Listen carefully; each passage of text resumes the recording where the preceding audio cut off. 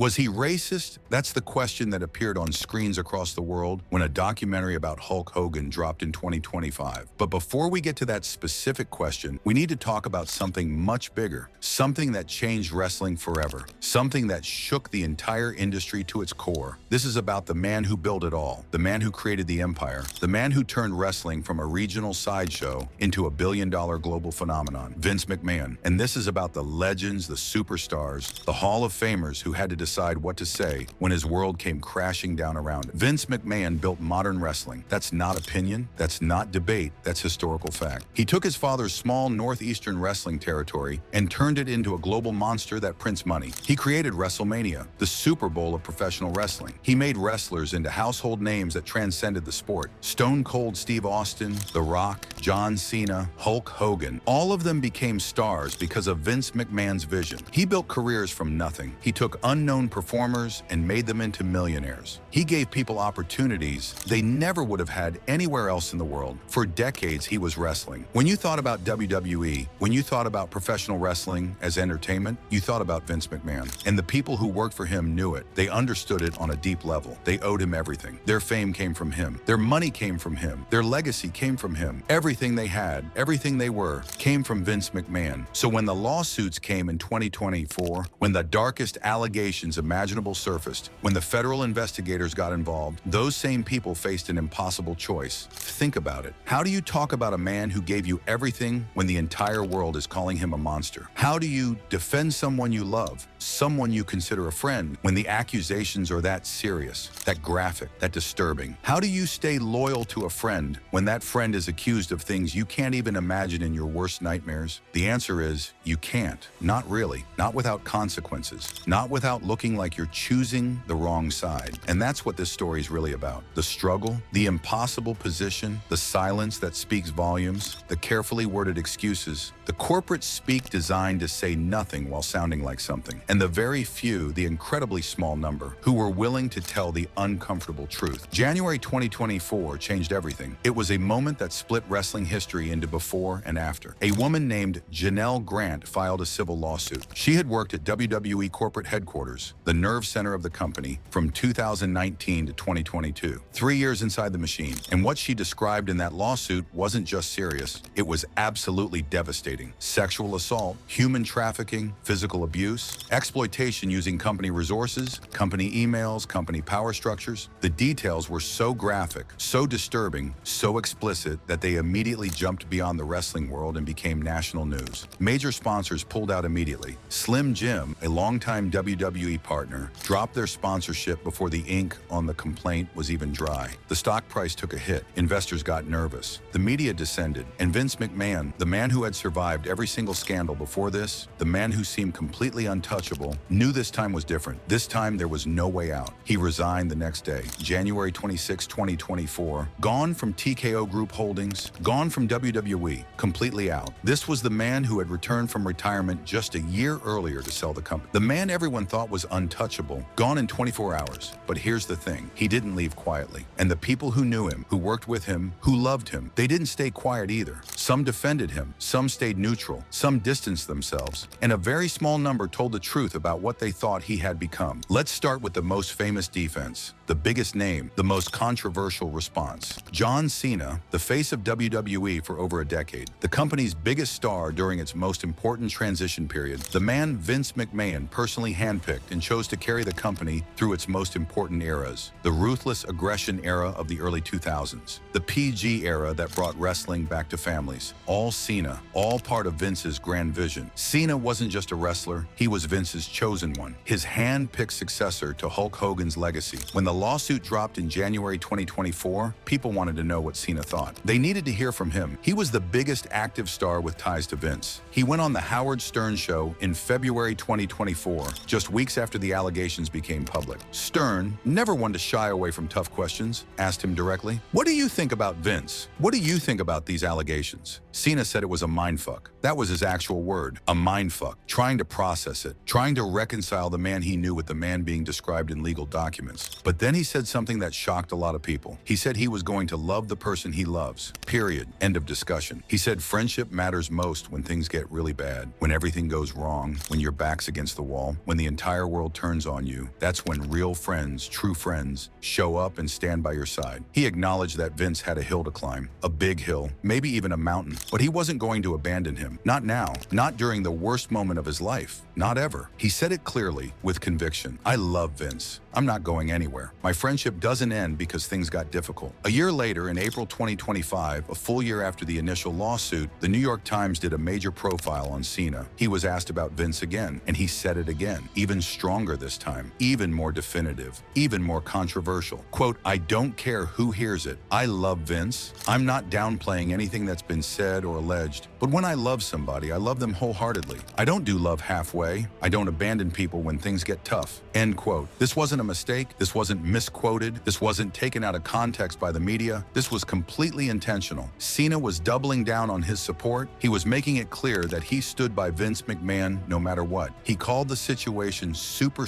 unfortunate. But here's the interesting part. He didn't say it was unfortunate because of what allegedly happened to Janelle Grant. He said it was unfortunate because it affected someone he loved. It affected WWE, the company he loved. It affected him personally and emotionally. By May 2025, fans were turning on Cena in ways they never had before. They booed him at appearances. They called him an enabler on social media. They said he was protecting a predator. They said his loyalty was misplaced and dangerous. The criticism was brutal and constant. Cena responded by saying everyone has a right to their opinion. He acknowledged the criticism, but he said he has a right to his emotional connection with Vince. He has a right to love who he loves, and he wasn't going to put time and equity into understanding all the legal complexities of the case. He was going to love his friend. That's what mattered to him. Let's be absolutely clear about what that means, what that position really represents. Cena made a conscious choice. He chose loyalty over accountability. He chose his personal feelings, his emotional connection, over the pain and trauma of an alleged victim. He chose his own comfort, his own emotional safety, over the demand for justice. And he did it publicly, proudly, without any shame or hesitation. He put it out there for the world to see. Why would he do that? Why would someone as smart and media savvy as John Cena take such a controversial, potentially career-damaging stance? Because Vince gave him everything. And I mean absolutely everything. Cena's entire identity, his entire public persona, his entire sense of self is built on the foundation that Vince created for him. Think about it. The Doctor of Thugonomics character that made him cool. The Marine movie that made him an action star. The never give up catchphrase that became his brand. The 16-time world championship reigns that put him in the history books. All of it, every single piece, came from Vince's creative vision. Vince saw something in Cena and built him into a global superstar. To turn on Vince now would be to question his own success, to question his own legacy, to question his own worth as a performer and a person. It would be like tearing down the foundation of his own house. And Cena can't do that. He won't do that. Because if Vince is a monster, what does that make Cena? What does that make his entire career? What does that make all the choices he made, all the people he worked with, all the things he did to get to the top? So Cena stayed loyal. He dug in his heels. And in doing so, he showed the entire world exactly how the wrestling business protects its own. Even when the accusations involve human trafficking, even when federal investigators get involved, even when a woman comes forward and says she was exploited and abused and treated like property, even then, loyalty to the boss comes first. Gratitude comes first. Personal relationships come first. Everything else is secondary, but Cena wasn't alone in this. He wasn't the only legend who chose loyalty. Hulk Hogan defended Vince too, and Vince defended Hogan right back. Hogan's story is complicated in its own way. He had his own major scandals over the years. Racist comments caught on tape during his lawsuit with Gawker. The release of a sex tape. His own very public fall from grace, where WWE scrubbed him from their history for years. So when Vince appeared in a documentary about Hogan in August 2025, a documentary that came out after Hogan had died, Vince used the opportunity to defend his old friend. And in defending Hogan, he was really defending himself. Vince said that Hogan wasn't a racist. He acknowledged that Hogan had said unforgivable things that can't be taken back, things that hurt people deeply. But according to Vince, saying racist things doesn't necessarily make someone a racist person. You can separate the words from the man. You can separate the action from the character. Think about that logic for a second. Really think about it. Hogan said racist things on tape, in his own voice, with his own mouth. But according to Vince, that doesn't make him racist. It's the exact same logic that people use to defend Vince himself. Yes, there are serious allegations against him. Yes, there's a detailed lawsuit. Yes, there are accusations of trafficking and abuse and exploitation. But does that make him an abuser? Does that make him a predator? His defenders say no. They separate the man from the actions. They say you can do bad things, terrible things even, and still be a good person deep down. Still be worthy of love and loyalty. It's a defense mechanism. A way to hold on to the person you know, the person you love, while acknowledging that they did something wrong. But it doesn't work. It falls apart under any real examination. Because if words don't make you racist, what does? If actions don't make you an abuser, what does? At some point, you are what you do. Your character is defined by your choices. And defending someone by saying they're not what their actions suggest is just denial dressed up as loyalty. Vince also revealed something else in that documentary, something that showed just how far he had fallen. He said he was hurt, genuinely hurt, that WWE didn't invite him to Hogan's tribute show, the 10-bell salute on Monday Night Raw, the most solemn ceremony in wrestling, a moment to honor a fallen legend. And Vince, the man who built WWE, the man who created the modern version of Monday Night Raw, wasn't invited. He wasn't welcome. He said it struck him. That's the word he used, struck. That tells you everything about how far he had fallen, how completely he had been erased. The man who built the entire company wasn't invited to honor one of its biggest stars, a star that Vince himself created, a star whose entire career was shaped by Vince's booking and vision, and Vince wasn't allowed to be part of it. He was removed, written out, like he never existed. But other legends, other major stars from different eras took a very different approach. They didn't defend Vince directly. They didn't attack him either. They did something smarter, something safer, something more calculated. They stayed professional. They talked about work and nothing but work. They talked about business and business only. They avoided all the personal stuff entirely. They sidestepped the moral questions. They refused to engage with the allegations at all. Steve Austin is the perfect example of this strategy. Stone Cold, the Texas Rattlesnake, the biggest star of the Attitude Era, the man who made WWE billions of dollars in the late 1990s. His rivalry with Vince McMahon is absolutely legendary. Austin versus the boss, the working man against the evil billionaire, the rebel against authority. It defined an entire generation of wrestling fans. It made both of them incredibly rich and incredibly famous. When people asked Austin about Vince in 2025, after everything had come out, after all the allegations and lawsuits and federal investigations, he didn't talk about Vince the person. He didn't talk about their friendship or lack thereof.